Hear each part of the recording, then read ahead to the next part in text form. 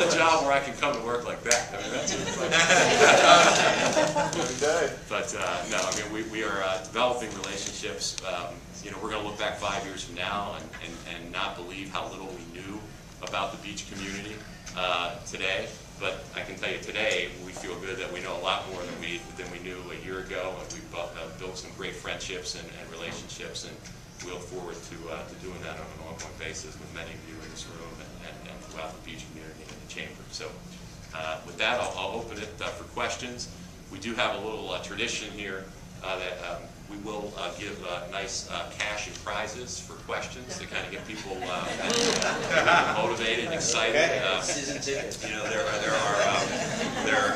quality of the gift or prize is really dependent upon the quality of the question, and compliments are welcome. So we'll open it up. I'll start. I have a question. Yeah. How's the effort coming to have activities at the stadium year-round? I know that you had a sort of rebranding effort. You brought the police or Sting in. How's that coming? It's coming. It's a work in progress, and it really never ends. You know, the most significant injury we had this year before the football season started was Bono going down with his back surgery, because we were to have U2 here last week. That's just been rescheduled for next June 29th. So we will have U2 back. But, you know, that's competitive as well. You know, you have the Marlins are going to have their new stadium in 2012, so now there's a second stadium-like facility for concerts. You know, just the Marlins leaving after playing at our stadium for so long. You know, right now we're a 110-day major event, a year venue, and we're soon going to go to 30. So how do we backfill with, you know, other events to utilize the stadium? And it probably takes up more of our time than anything non-football, and Super Bowl right now is focusing on bringing concerts. You know, I don't want to tip our hat, but, you know, we've talked to WrestleMania. You know, we have a road cross tractor and truck event. You know, so there are different flavors of ice cream for different constituencies. But I think longer term, you'll see soccer be a part of that. I think you'll see us do more special events.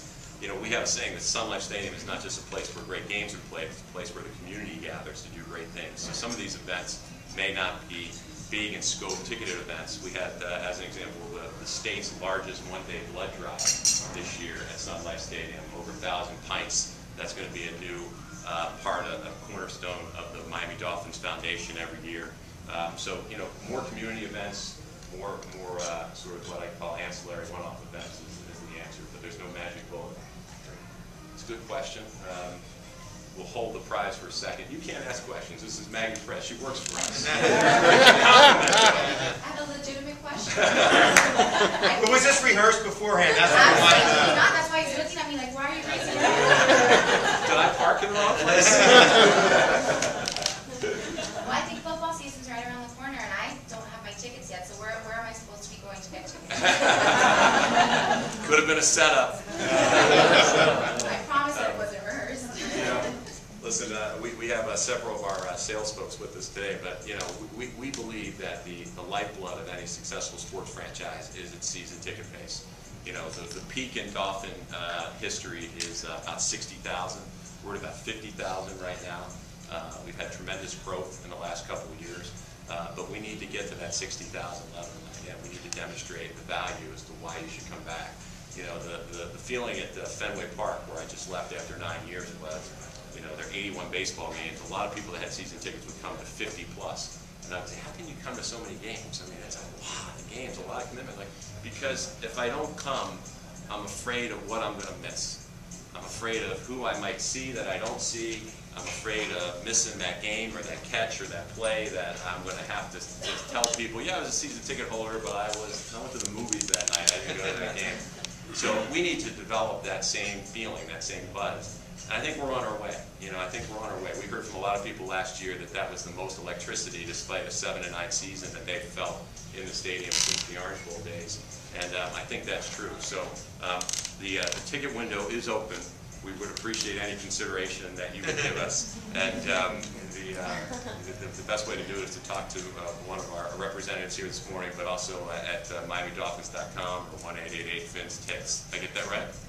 Thank you very much. I had people asking me earlier. Good. That's great. I have one comment and then just one other question, if you don't mind. By the way, I think the Heat's an example of, you this is obviously an organization that's already, I wouldn't say they're rebuilding. I mean, they're ready to compete now.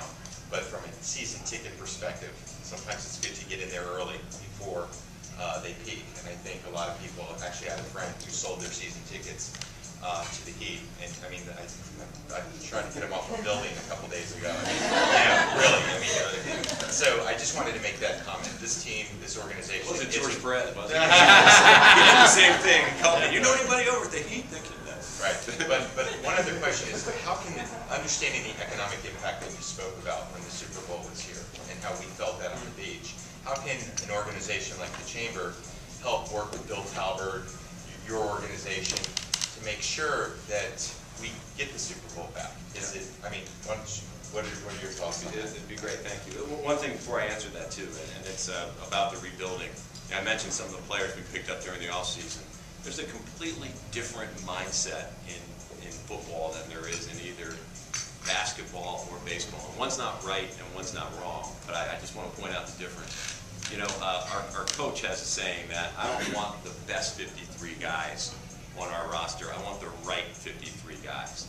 And there is a, Michael knows this from his days around the team and playing football, but there is a team approach to the NFL that is a little different than baseball and basketball, which is much more driven to stars.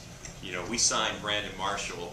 We decide that we don't want him to have a press conference when we sign him, and the reason is because we don't want to treat him differently than the other 52 guys on the roster, and that we think it's important that all those guys know that they're one part of a big puzzle and that the team comes first.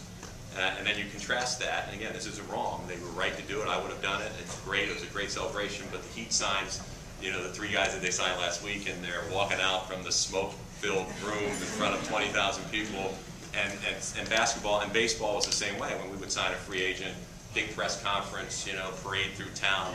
So it's just a little different in football. It makes it different from a marketing perspective because, you know, we tend to promote and market the team as opposed to marketing the stars. And the only real way that stars develop in the NFL is through winning and championships. How many people would know Tom Brady if the Patriots had never won a Super Bowl?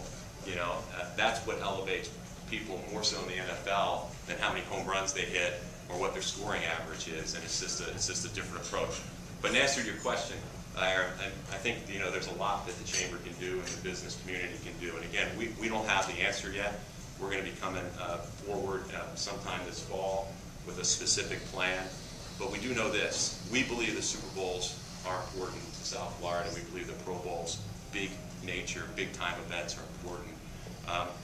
We are at a position where, you know, we are somewhat strapped with regard to what we paid for the franchise, what the debt that's allowable under NFL consideration is for putting a lot more money into the franchise. And if we determine collectively that having a venue that competes at a little higher level than the one we have now is important, then we need to engage in that discussion.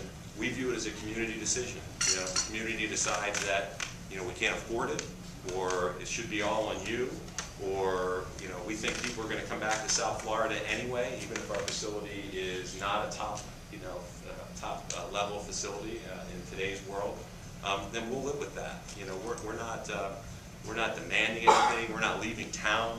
We're not saying that if we don't get this, we're going to do that. What we're saying is we don't want 10 years from now, if we don't have another Super Bowl, to have our community leaders look at us and say, why didn't you say anything?